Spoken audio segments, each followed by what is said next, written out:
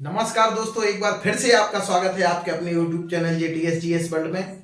मैं प्रकाश सर आपको आज फिर गौतम बुद्ध उन महात्मा के सिद्धांतों पे चर्चा करने वाला हूं कि किस तरीके से उन्होंने सिद्धांतों को बताया है, किस प्रकार से आपको मोक्ष की प्राप्ति होगी, किस प्रकार से सांसारिक जीवन को निर्वाण से प्राप्ति होगी।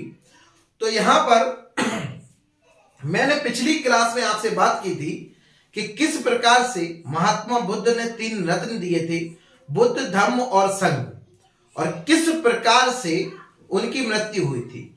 अब मुझे एक बात बताइए, एक व्यक्ति की जब मृत्यु हो जाती है तो कहीं ना कहीं वो पूरे एक धर्म का एक प्रमुख व्यक्ति है। उसकी मृत्यु होने के बाद सबसे पहली समस्या तो ये खड़ी होगी, उस धर्म को अब आगे कौन बढ़ाएगा। इस प्रकार से उस धर्म को आगे बढ़ाने के लिए, उस धर्म पे चर्चा करने के लिए बौद्ध संगीतियां होना शुरू होती है। बौद्ध संगीति का मतलब क्या हुआ? बौद्ध संगीति का मतलब होगा सभा होगी। सभा में आपको यह बताया जाएगा कि किस प्रकार से आपको कहीं ना कहीं उस धर्म के बारे में बताना है, किस प्रकार से उसका कौन प्रवर्तक होगा, कौन उसका प्रमुख होके आगे लेके जाएगा, धर्म को कहां कहां प्रचार प्रसार किया जाएगा। ये सारी चर्चा बौद्ध संगीतियों में होगी। और मैं आपके लिए बता दूं, एग्जाम के पॉइंट ऑफ व्यू से आपकी 4 बौद्ध संगीति होती हैं। पहली बौद्ध संगीति की बात करूंगा, फर्स्ट बौद्ध संगीति की यदि मैं बात करूं यहां पर, तो आपको देखने को मिलेगी पहली बौद्ध संगीति 483 ईसा पूर्व। मगध की राजधानी उस समय राजगृह है। तो सबसे पहले मगध की राजधानी में पहली बौद्ध संगीति बुलाई जाएगी 483 ईसा पूर्व में। और कहीं ना कहीं यहां पर उसके अध्यक्ष किसको नियुक्त किया जाएगा? महाकश्यप को। किसको भाई? महाकश्यप को। बौद्ध धर्म से सबसे प्रमुख व्यक्ति कोई है तो महाकश्यप है। और कहीं ना कहीं उस समय मगध की गद्दी पर बैठा है कौन? अजातशत्रु। कौन बैठा है भाई? अजातशत्रु। दूसरी बौद्ध संगीति 383 ईसा पूर्व में होती है, कहीं ना कहीं वैशाली में हो रही है। और मैं आपको बता दूं कि यहां पर आपका अध्यक्ष बनाया जा रहा है साबक मीर या साबाकामी को। और यह बौद्ध संगीति अगले मगध के राजा कालाशोक के समय में हो रही है। किसके समय में भाई? कालाशोक के समय में आपकी दूसरी बौद्ध संगीति हो रही है। और यहां पर मैं आपको बता दूं कि कहीं ना कहीं दूसरी बौद्ध संगीति होने के बाद तीसरी बौद्ध संगीति होगी 255 ईसा पूर्व में होगी। भाई अशोक के समय में होगी। अशोक की राजधानी उस समय है पाटलिपुत्र। और इस पाटलिपुत्र में कहीं ना कहीं उसकी क्या होगी भाई? तीसरी बौद्ध संगीति होगी है। और कहीं ना कहीं यहां पर अध्यक्ष बनाया गया है किसको? मोगलीपुत्र तिस्स को। किसको बनाया गया भाई? मोगलीपुत्र तिस्स को। किसके शासनकाल में हो रही भाई? अशोक के शासनकाल में हो रही है। चौथी बौद्ध संगीति की यदि मैं बात करूं, इसकी दिनांक डिसाइड नहीं है। इतिहास में इसकी जो है डेट या दिनांक का कोई वर्णन नहीं मिलता। माना जाता है कि जब ईसवी आई तो उसकी प्रथम शताब्दी में आपकी चौथी संगीति हो रही है। उस समय एक कश्मीर के क्षेत्र में सबसे पावरफुल शासक बैठा हुआ है, कनिष्क बैठा हुआ है। रेशम मार्ग पर नियंत्रण करने वाला राजा कनिष्क है। उत्तर भारत पे जो है कब्जा करने वाला, चीन से लेके एशिया तक यदि किसी का साम्राज्य फैला है तो वो कनिष्क है। उसी कनिष्क के समय में कुंडल वन कश्मीर में है भाई। कहां पर है? कश्मीर में कुंडल वन में आपकी चौथी बौद्ध संगीति हो रही है। और यहां पर एक प्रश्न खड़ा हो चुका है कि 2 लोग बौद्ध समुदाय से, 2 लोग बहुत महाज्ञानी हैं। प्रश्न यह है कि अध्यक्ष किसको बनाया जाए। यदि एक को अध्यक्ष बनाया जाएगा, संभवतः दूसरा व्यक्ति को बुरा लग सकता है, इसलिए कहीं ना कहीं मध्य मार्ग निकाला जाता है। और मध्य मार्ग निकालते समय एक अध्यक्ष और एक उपाध्यक्ष के तय पर इसके तौर पर कहीं ना कहीं नियुक्त किया जाता है। और यहां पर वसुमित्र को उस संगीति का अध्यक्ष बनाया गया है, चौथी बौद्ध संगीति का। और अश्वघोष को उसका उपाध्यक्ष बनाया है। और उस संगीति को कराने वाला व्यक्ति कोई है तो वो कौन है भाई? कनिष्क है। चौथी बौद्ध संगीति में कहीं ना कहीं बौद्ध समुदाय, आपका बौद्ध धर्म 2 समुदायों में बटेगा। उन 2 समुदाय में नाम होगा हीनयान और महायान। कौन सा होगा भाई?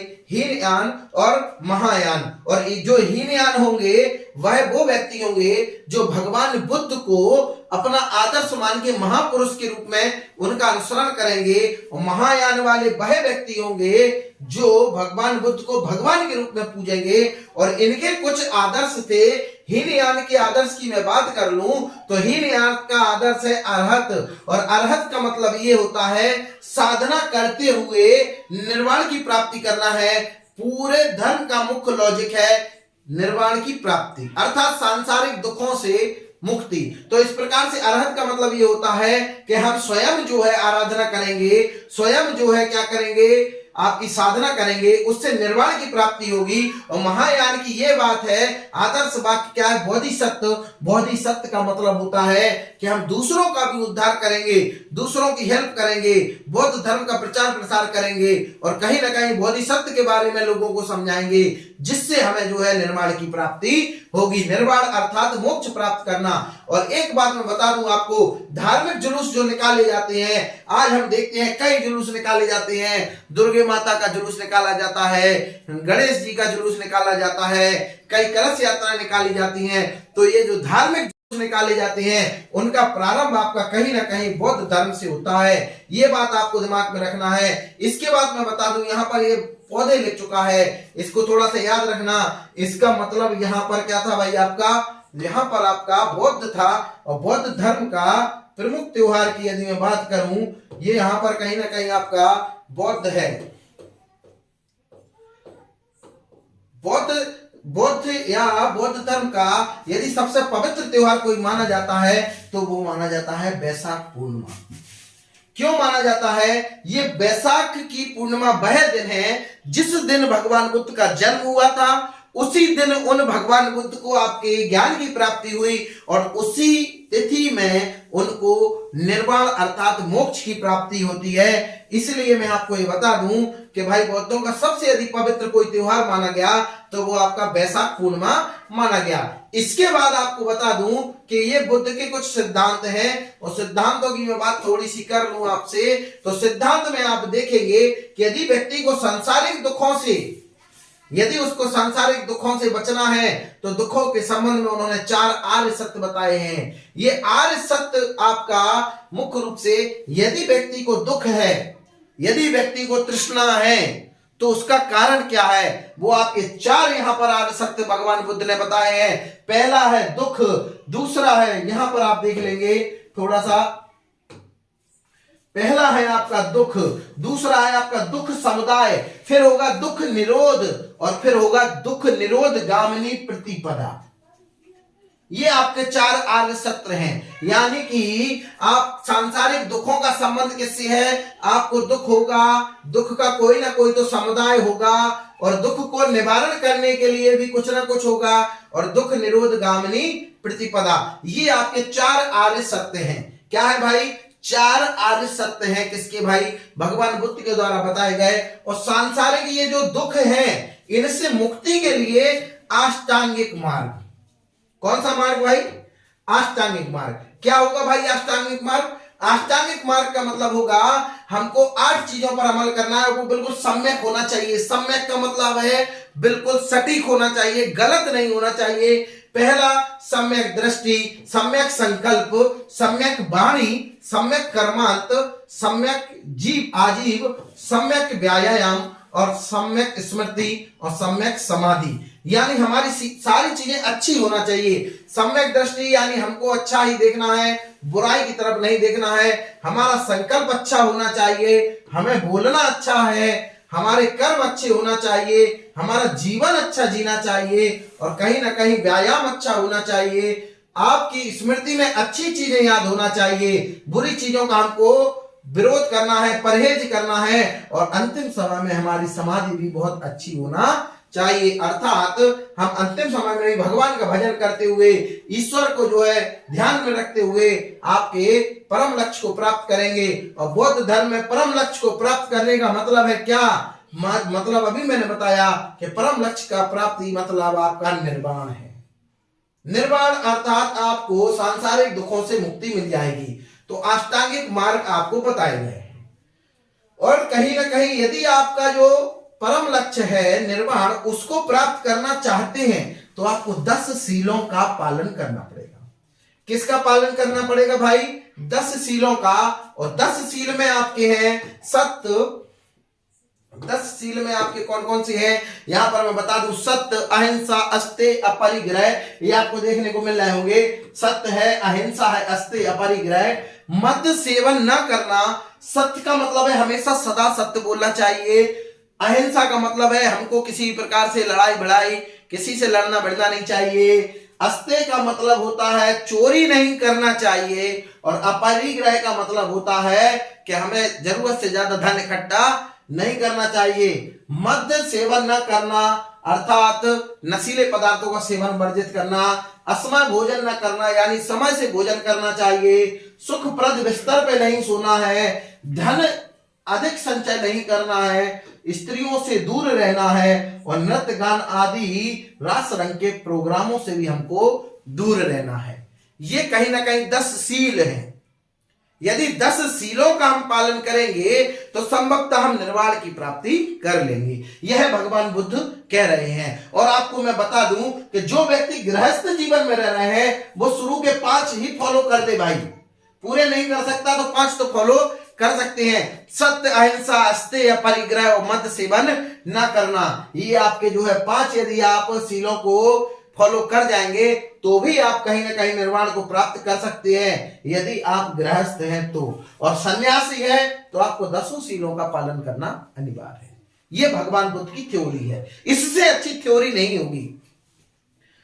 और इसके बाद कहीं ना कहीं इनका पालन करना अनिवार्य है। और एक बात मैं बता दूं कि जो लोग ये पालन करते हैं बहुत संघर्षमय जीवन जीते हैं। बिना संघर्ष के कोई महान नहीं है। जब तक पड़े ना हथौड़े की चोट पत्थर भी भगवान नहीं है। याद रखना इस बात को मेरे दोस्तों। तो यहां पर आपको बता दूं, यहां पर अनीश्वरवाद की परिकल्पना है। अनीश्वर अर्थात भगवान बुद्ध किसी प्रकार की मूर्ति पूजा, किसी प्रकार के ईश्वर में विश्वास नहीं रखना चाहते, क्योंकि यहां पर मूर्ति पूजा के संदर्भ में आडंबरों का प्रयोग होता है, ऐसा भगवान बुद्ध का मानना है। तो यहां पर ईश्वर की कोई परिकल्पना नहीं है। अर्थात इनका जो सिद्धांत है वो अनीश्वरवाद पर आधारित है। ये बात थोड़ा सा याद रखेंगे। इसके बाद आगे बढ़ेंगे। जातक कथाएं आ जाती हैं। क्या आ जाती हैं भाई? जातक कथाएं। क्या आ जाती है? जातक कथाएं। यह प्रश्न पूछा जा चुका है, एमपीपीएससी जैसी परीक्षाओं में भी आ चुका है। जातक कथाएं काय से संबंध रखती हैं भाई?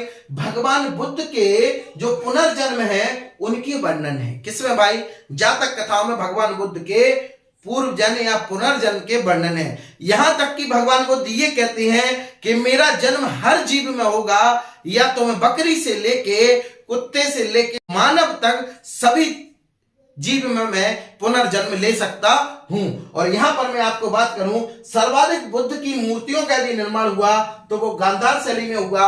लेकिन ये किस्मत की बात है कि भगवान बुद्ध की यदि पहली मूर्ति बनाई गई तो वो संभवतः मथुरा कला में बनाई गई थी। किस कला में बनी थी भाई पहली मूर्ति? मथुरा कला में।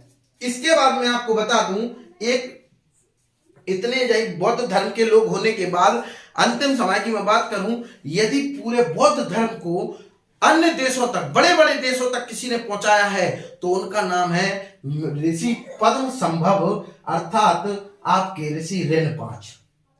इनको रेनपाच भी कहते हैं, पद्म संभव भी कहते हैं। कहीं ना कहीं तिब्बत, आज यदि बौद्ध धर्म का यदि जबरदस्त केंद्र है तो वो तिब्बत है। हमारे भारत से यह धर्म उठा है, लेकिन मैं बता दूं आपकी जानकारी के लिए, सर्वाधिक यदि इसका कहीं ना कहीं फॉलो करते हैं लोग बाग तो कहां करते हैं? तिब्बत में। इसके बाद भूटान की बात कर लूं, ऐसे बड़े बड़े क्षेत्रों तक किसने पहुंचाया भाई बौद्ध धर्म को? किसने प्रचार प्रसार किया है भाई? पद्म संभव, यानी इन्हीं का नाम क्या है भाई? रिनपाच है। और इनकी 123 फीट ऊंची, कितनी फीट? 123। गुरु जो रिनपाच हैं उनकी 123 फीट ऊंची हिमाचल प्रदेश के रेवालसर झील में है। कहां पर है भाई? हिमाचल प्रदेश के रेवालसर झील में है। और कहीं ना कहीं मैं आपको दिखा दूं कि ये आपकी जो मूर्ति है हिमाचल प्रदेश के रेवालसर झील में आपके गुरु रिनपाच यानी पद्म संभव की ये मूर्ति है। ये 123 फीट ऊंची मूर्ति है। और कहीं ना कहीं आप देख सकते हैं, कहीं ना कहीं ये देखिए आप किस मुद्रा में बैठे हैं। जिस मुद्रा में, योग मुद्रा में आपको दिख रहा है भगवान बुद्ध, उसी योग मुद्रा में आपको दिख रहा है कौन? गुरु रेनपाच। यानी कि पद्म संभव। इन्हीं ने कहीं ना कहीं बौद्ध धर्म को बड़े बड़े देशों तक पहुंचाया है, बहुत देशों तक। आज हमारे भारत देश से ज्यादा अन्य देश के लोग भी बौद्ध धर्म को बहुत पसंद करते हैं, उसको फॉलो करते हैं। तो ये बात, इसमें कोई दो राय नहीं है। मैंने आपको बताया था, ऐसी पर्सनालिटी, ऐसे व्यक्तित्व को लेके आया हूं जिससे मैं स्वयं प्रभावित हूं। इसीलिए मैंने आपसे आज बुद्ध के बारे में कंप्लीट चर्चा कर ली है। आज की क्लास में हमने उनके पूरे सिद्धांतों को पढ़ लिया, तो आपके सिद्धांत कंप्लीट हो जाते हैं। इस प्रकार से आपकी किसी भी परीक्षा की तैयारी के लिए यह बौद्ध धर्म किससे संबंधित आपके सारे प्रश्न यहां से कवर अप हो जाएंगे। इसी के साथ आज की क्लास को मैं ऑफ करता हूं। धन्यवाद।